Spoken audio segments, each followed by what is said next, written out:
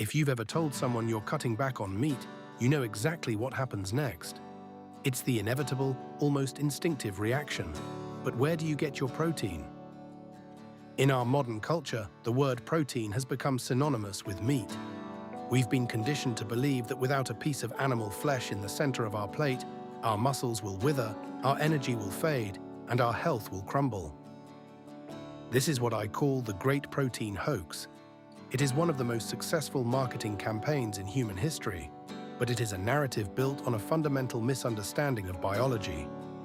Here is the first truth you need to know. Every single protein on this planet is originally synthesized by plants.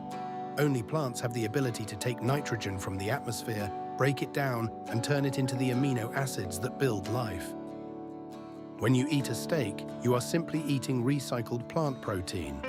The cow, the pig, or the lamb did the work of eating the grass and grains for you. You are getting your nutrients secondhand, along with a host of unwanted extras. Today we're going beyond the marketing. We're going to look at the science of the protein package and why the source of your strength matters more than the number on the label. When we talk about protein, we usually talk about quantity, how many grams are in a serving. But in the world of nutrition, quantity is only half the story. The more important question is, what does that protein come packaged with? Let's look at the data. If you eat a portion of beef, you're certainly getting protein. But that protein comes wrapped in saturated fat and dietary cholesterol, two of the primary drivers of heart disease. It contains zero fiber. In fact, meat is entirely devoid of the very thing our digestive systems need to function properly. Now look at the plant kingdom. Take lentils, soy, chickpeas, or beans. Not only are they packed with protein, soy, for instance, is a complete protein containing all 9 essential amino acids, but they come in a completely different package. When you eat a bowl of lentils, you are getting a massive dose of dietary fiber, which regulates your blood sugar and scrubs your arteries clean. You are getting phytonutrients and antioxidants that lower blood pressure, and crucially, you are getting zero cholesterol. We've been told that plant protein is incomplete or inferior, but science has debunked this. As long as you eat a variety of plant foods, your body effortlessly assembles the amino acids it needs.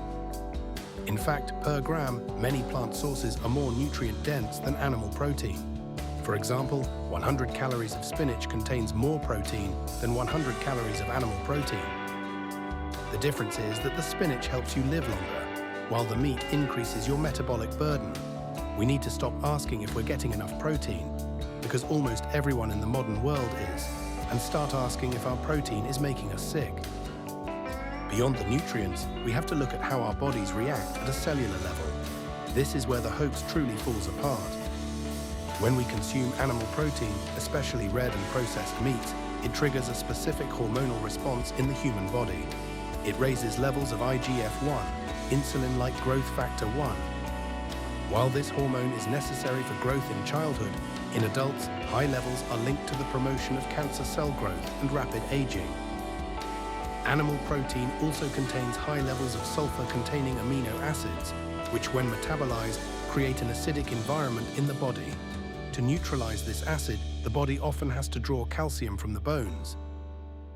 But perhaps the most dangerous extra in the meat package is a compound called TMAO. When we eat meat, the bacteria in our gut produce a byproduct that causes direct inflammation in our arteries, leading to plaque buildup and strokes. Plants offer the exact opposite experience. Plant-based nitrogen is clean. It doesn't trigger that same inflammatory fire. Instead, the polyphenols found in beans, nuts, and seeds act as anti-inflammatories.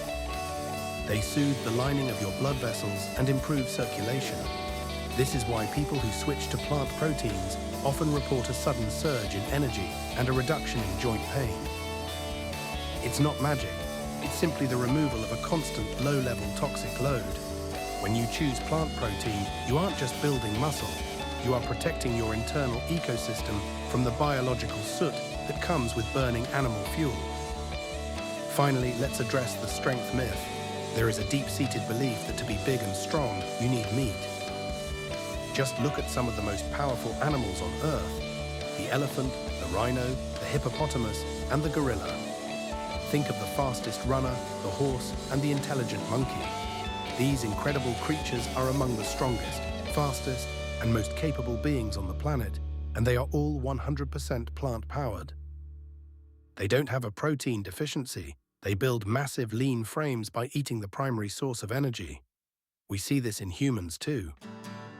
From world record-holding strongmen like Patrick Baboumian to elite champions like Novak Djokovic and Lewis Hamilton, the world's most successful athletes are moving toward plant-based diets. Why? Because they've realized that plant protein allows for faster recovery. Without the inflammation caused by meat, their muscles heal quicker, their blood flows more freely, and their endurance increases. They aren't strong despite being vegetarian. They are strong because they've stopped clogging their systems with animal fat. The great protein hoax is over. The science is clear. Plants are not just a substitute for meat. They are the superior source of human fuel. They provide the strength without the sickness and the power without the pain. So here is your challenge for the week. Audit your plate. Next time you reach for protein, ask yourself what else is coming with it. Are you choosing cholesterol and inflammation, or are you choosing fiber and life? Thank you for watching. If you found this helpful, please hit the like button and share this with someone who still worries about their protein.